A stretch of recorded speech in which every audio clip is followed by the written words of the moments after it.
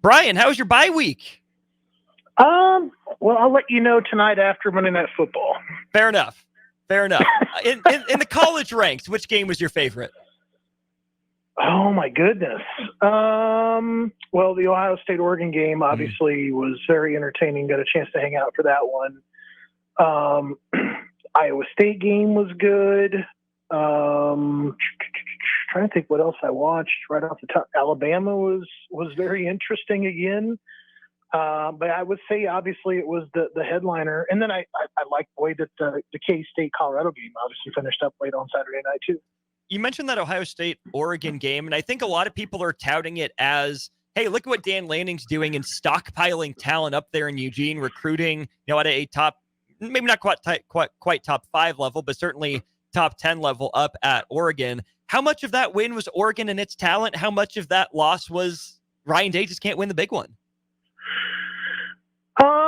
Yeah, I think definitely a little bit of each. And I think Autzen is a tough place to go in and play, and that's obviously something that everybody in the Big Ten is going to have to get used to, is just the difference in venue. You've got a few anyway, or at least two that I can think of, Autzen and Husky that basically that are very, very difficult places to go in and play.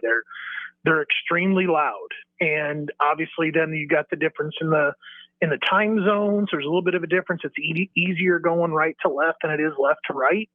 But I think that there is something to be said about, the Ryan Day just can't close that one out kind of thing.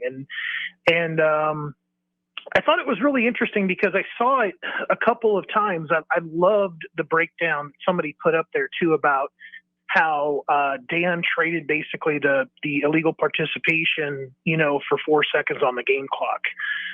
It was a wonderful, wonderful breakdown. And actually, it's one of those little curious things around the rules that when you get down into it, it's like you would give up 5 yards essentially when the other team doesn't either has limited timeouts or has no timeouts.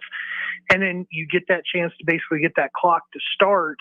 And then they don't get that time, basically, it doesn't get put back on the clock because it's part of a dead play. So it's a very, very, very interesting thing that kind of came out. So there's some savviness there too to Dan that I think maybe I didn't necessarily feel like he had. So yeah, I think Oregon has a really, really good team. Obviously, there's a lot of guys that Nebraska was after the year before.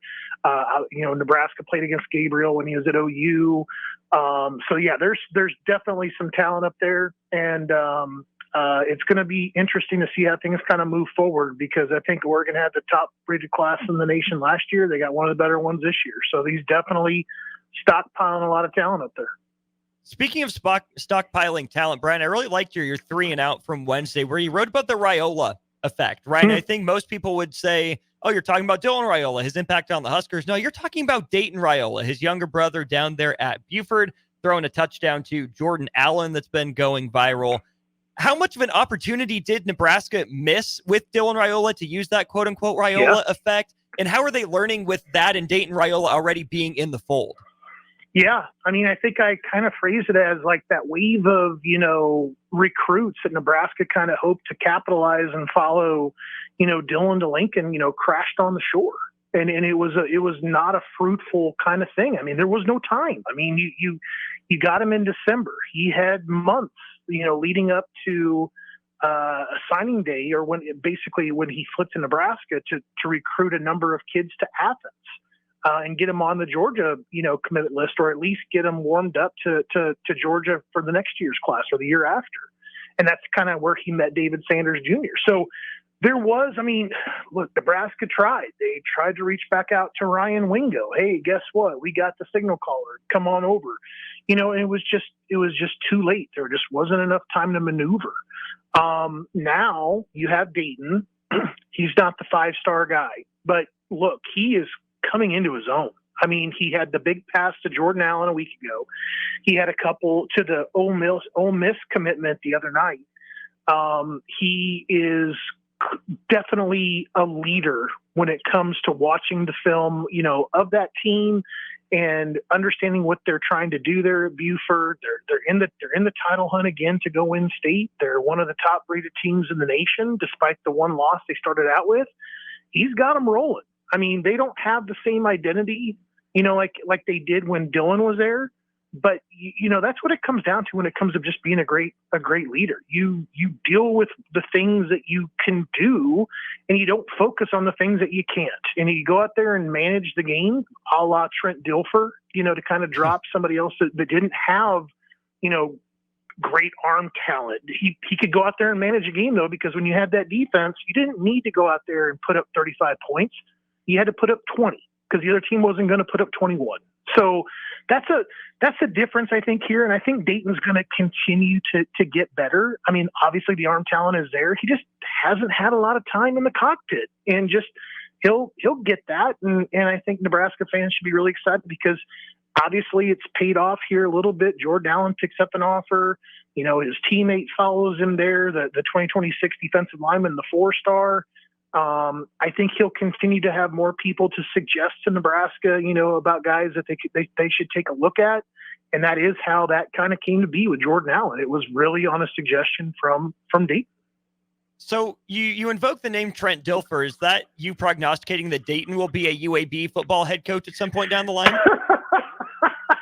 Because it's possible. It's possible. And I tell you what, there wasn't a guy I like to use. I like listening to a number of guys, but when Trent was on the air, and he was breaking down quarterbacks in particularly, and he was doing something offensively in his kind of discussion, on TV, he was really fun to listen to. So I can only imagine, I think he got really fired up with one of his players earlier in the season, or maybe that was last season. But I mean, I think he's a super competitive guy, and I think he was a coach, or he was a quarterback that just understood what his limitations were and what his role really was on the team. Back on Dayton Rola then, in terms of the Rola effect, obviously when you think about, a quarterback, you think about his teammates. Who can he bring with him from the skill positions or the line or even the defense? How often do schools, look at other schools and say, like Buford's area or district, however Georgia breaks it up, and say, hey, Dayton, make sure you go dap this guy up and drop the Nebraska bug in his ear after the game. Does that happen? I'm sure that there's probably been conversation, not just with Dayton, but there'll probably be about other guys. And let's just say that it's a conversation that happens between either parents or coach with the Nebraska staff or some sort of a staff member, where it's like, hey, have you seen so-and-so play before? Oh yeah. Like we've seen him, like we know all about him or whatever, just kind of one of those things, not need to kind of get too far down the path in conversation and discussion, or whatever. And it's like, well, I think you would really, like a Nebraska offer, or it could be something along those kinds of lines. And then, maybe Nebraska and, casually tells Dayton or whatever, like, has he talked to you about Nebraska or whatever? It's not going to be something like where they can direct Dayton to kind of go out and tap a guy and say something, but they can have conversations. Like when he shows up, they know that he's the quarterback commitment for Nebraska. So there's people that are naturally going to be interested in having a conversation with him to kind of get his viewpoint and get some information about, why'd you make that decision? What was it about Nebraska? I mean, there's obviously some things here that are very clear to people, from the outside, why Dayton could have chosen Nebraska, but in other particular people that don't have another legacy kind of tie, it would be something that they would want to discuss. And obviously, the success of the team and where things are at and how your brother is doing, those are all going to be things that are going to come up. So there's reasons for a lot of those players to go up there and catch up with him. And there's going to be guys that are going to point him out to, there'll be other players out there that they'll have somebody else, one of his friends or family members will point them out to him too and say, you might want to go catch up with Dayton. He's over here someplace. He's over there with the Buford guys. Go check him out. We're talking with Bryan Munson of Husker Online here on our Allo Fiber VIP line. Bryan, we got some news of an official visitor coming to Nebraska at the start of November. Ethan Feaster, very highly rated wide receiver prospect. What do you know about Feaster? Actually saw him last year as a freshman. Very fast. Got a great skill set for a guy. He was just a freshman. Like I said, I went out to watch Buford play. It was it was a scrimmage against Lancaster. So Quan Lacey was actually, still on the Nebraska commitment list. I saw that huge offensive tackle that DeSoto has, Byron. I can't think of what his last name is. I think it starts with an M. He's like, I thought for the longest time that I was just seeing things wrong about Byron until I made it down to the field. And then I realized, probably like Strick had many more opportunities to kind of have happen to him than it did to me. This dude was a full head taller than I was. And I was just like, could not get over how immense, and monolithic, this person was. Byron Washington? Byron Washington. There you go. Monster. 6'9.5", 6'10", Ooh. something like that. And he's like close to 400 pounds. He's just, he would literally, like, you would put him into like a refrigerator box. He would have to duck and then he would fill it up. Huh. I mean, the dude is just enormous, and he can move. He can absolutely move too. So I don't know if Nebraska's offered him. I don't know what the chances are, but he's got a ton of really, really nice offers. But back to Feaster, young guy, looked good, great athleticism. He's got, several really nice offers already. He's got Baylor and A&M and Texas Tech. So all the in-state schools, are trying to get him to stay home. SMU. It's a good sign, though, that Nebraska's got him coming up there, because you want to keep that tie into DeSoto, obviously one of the top programs in the Dallas area, to go along with your South Oak Cliff and, your Lancaster school, as well as, South Lake Carroll and Allen. Those are really the schools that come out of the area each and every year that everybody knows about nationally. But yeah, this is a good thing for Nebraska to have happen, is to get some traction going with some more top players in those future classes. The obvious answer would be both, but if Nebraska could get either Michael Terry or Ethan Feaster, which do you think would be preferable? I think Terry is one of the best prospects I think I've ever laid eyes on. That's a tough one. I think Terry could just about do anything you asked him to do, even go out there and punt the football. I just don't think I've found his limit. And he's like literally, I've used it before, I'll say it again. He's like Deebo Samuel. I mean, he is legitimately like same build, does the same thing for his high school, can run the football, can catch the football. He can absolutely play defense. He could really kind of play more of a hybrid style, XY kind of dude, where he's, almost like like an oversized jumbo X and really playing tight end, but really athletic. The dude is special. He's super, super special. The other prospect that I know you wrote about coming to Lincoln for that UCLA game, which is still Nebraska's next home game, which is kind of weird to think about. Kamari Moore, high school teammates with Isaiah Mose. What's going on with Kamari Moore?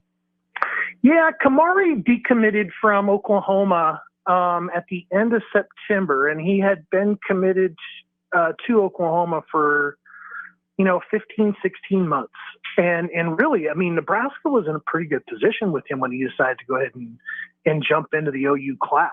But then, some things happened down the stretch, and decides to go ahead and get out. And it's no secret. I mean, he very much is looking at Nebraska. It's really caught his eye about how things could be in Lincoln, knowing that Isaiah now has flipped on his commitment from Oregon and Nebraska, and now knowing that his old high school coach, Kamari Moore, is in Lincoln as well on the staff under Matt Rule. So it's a little bit like old times, there. But I think that anybody and everyone, when they go out to school and people get told like, hey, you don't want to commit to the people.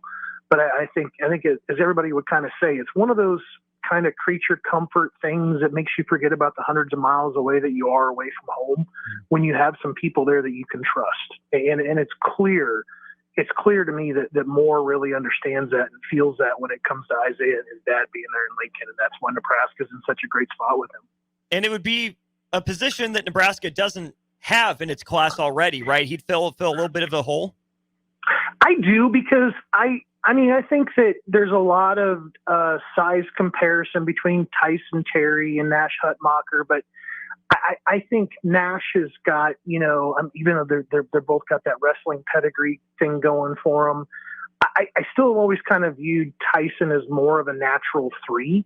You need kind of a run stopper, one tech, and that's really where Moore comes in. He's a 6'2", he's gonna be the kind of guy that's gonna get up to the 300, 315, 320 pound dude that can just, go eat the A gap. And that's really what you're looking for from that kind of guy. I like Tyson moving. I mean, that's really why I put him back out at a 3.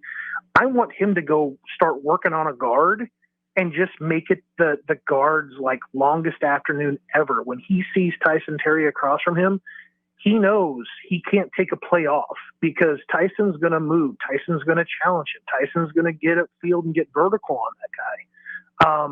I think if they can land more to go along with, with Terry, with Malcolm Simpson, and also with Cade Pedshock, it's a really, really, really nice class on the defensive line. Probably as good a defensive line class as I can recall Nebraska bringing in quite some years. How much of that is Terrence Knighton? How active has he been in some of these recruitments? He's huge. I mean, he's literally about, the only thing that Malcolm Simpson would essentially talk about leading up to his official visit was what Knighton had to tell him. Because there was, Knighton, would compare, basically Simpson to himself, like how they were just kind of each were this Swiss Army knife kind of very versatile dude. And, Knighton basically did a lot of the same things. He'd play inside out. That's the way they see Simpson playing at the next level. So there's basically it's a relevancy. It's a, hey, this guy knows what it takes to play at the next level. He can see, some of his old self and me when he comes to watching me on the field and on the film. I think the guys love to hear that because obviously they know they're on the right path and they all want to go play in the NFL. And so if you can kind of show them that know the way to get there, that's pretty huge. And I know that with Pedshock, it was Knighton as well as Coach Rule. But I think the biggest one was obviously with Simpson, and that's going to be one to kind of keep watching, obviously, because Texas is riding high. Texas has shown some late interest, obviously, in Malcolm, so it'll be very interesting to see how things kind of move forward. But, he told me just last week everything was still very, very good with Nebraska. All right, Bryan, I know you're counting down the hours to Monday Night Football. Josh Allen has struggled against the Jets in his career, but the Jets have fired their head coach. We get a Josh Allen bounce-back performance against the Jets? Oh, he needs to. But, I mean, it's like Shakir's still out. You're still missing Ed on the defensive side of the football. You still don't have Milano back. I don't think they're going to have James Cook tonight. They're really down some dudes tonight. So it's going to be like a Kincaid, Dawson Knox, kind of a thing and that's fine. I mean, they've got to get back to the way that they started out. They've got to get back to just having fun, forget about the Ravens, forget about the Texans. And this is the game right here that they need to know that they can go run through these guys. They're going to see them twice. This will be the most difficult one in New York. I think that the division is incredibly winnable considering, who else is there with the Patriots and the Dolphins. So you got to go out and win this game plus 5 more, and you're going to be the divisional champion again. So hopefully that's a point of emphasis tonight to go out there and just be consistent and go make some plays. I hope that they take the reins off of him a little bit. It seems like there's really been a conscientious effort, I think maybe after the game 1 and how he hurt his left hand, his non-throwing hand, to kind of keep him from suffering any other type of undue injury. But it seems like, you can't keep that wild Mustang kind of, harnessed up. You got to let him go, and he's a tough dude. So hopefully they let him go ahead and run a little bit more tonight. So is this a pop the legs on the recliner up sort of game for you, or is this a lean forward, edge of your seat, or pace around game for you? Every game is a pace around. I love the games where I can sit back and be comfortable, but you're always just, whenever 2 scores is just never enough in the NFL. Right. 2 scores is never enough. I mean, I don't even know. I saw some analytics, and I don't remember what the percentage was of like how many games end up, by 3 points or less. There's just so few games that end up being like quote unquote blowouts when they're 2 scores or more. And that's usually what it takes for me to kind of be like, okay, I can let the blood pressure go down right now, and I don't need to be pacing around here and yelling at the dogs and getting all upset with people. So yeah, it's really tense moments for me typically, when I'm watching the Bills.